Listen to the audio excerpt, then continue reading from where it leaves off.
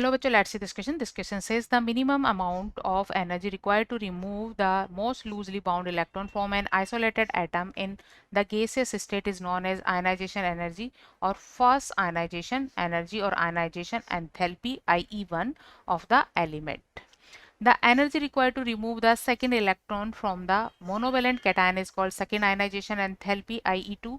Similarly, we have third and fourth ionization enthalpies. The values of ionization enthalpies depends on number of factors such as size of the atom, the screening effect, nuclear charge, half-filled and fully filled orbitals, and shape of orbital. In a group, the ionization energy decreases from top to bottom. In a period, the value of ionization energy increases from left to right with breaks where atoms have somewhat stable configurations. The electronic configuration of some neutral elements are given below. A में है 1s2 2s2, B में है 1s2 2s2 2p1, C में है 1s2 2s2 2p4 and D में है 1s2 2s2 2p3. Which of these electronic configuration would be expected to have highest second ionization enthalpy? Key concept for this question is second ionization enthalpy. Key concept for this question is second ionization enthalpy और इसे represent करते हैं by the IP2 और किसी भी element के लिए second IP2 value इस तरह से रिप्रेजेंट कर सकते हैं. सपोज कोई एलिमेंट M है, इससे जब हम एक इलेक्ट्रॉन लूज करेंगे तो बनेगा M प्लस और इससे रिलेटेड आयनाइजेशन पोटेंशियल होगा IP1. और जब इस तरह से फॉर्म मोनोवैलेंट कैटायन से एक और इलेक्ट्रॉन लूज किया जाता है तो इसके लिए रिक्वायर्ड एनर्जी होती है IP2 और फॉर्म होती है स्पीसीज M2 प्लस. सो हमें गिवन एलिमेंट्स जो कि सभी के सभी सेकेंड पीरियड के एलिमेंट है और पीरियड में लेफ्ट टू राइट क्या होता है, आयनाइजेशन एंथैल्पी इंक्रीज होती है. In a period ionization enthalpy increases. In a period left to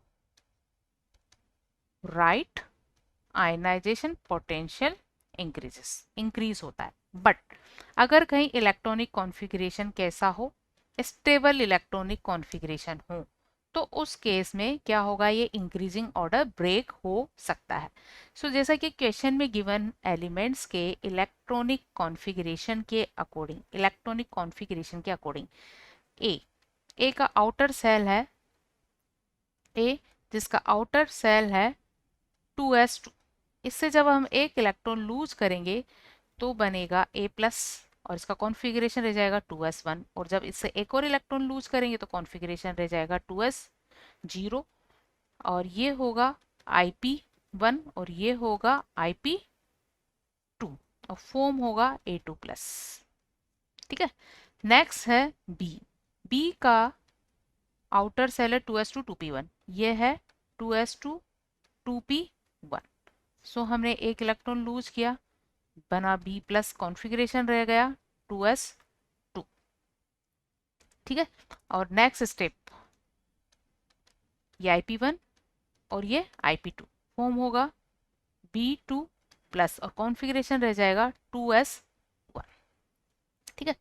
C का कॉन्फ़िगरेशन है 2s2 2p4. इलेक्ट्रॉन लूज करने पर C प्लस कॉन्फ़िगरेशन रह जाएगा 2p3 और ये होगा IP1. एक और इलेक्ट्रॉन लूज करेंगे तो बनेगा C2 प्लस, कॉन्फ़िगरेशन रह जाएगा 2p2 और इससे related IP value IP2. Next है D और D के केस में यहाँ कॉन्फ़िगरेशन क्या है, आउटर सेल का 2p3.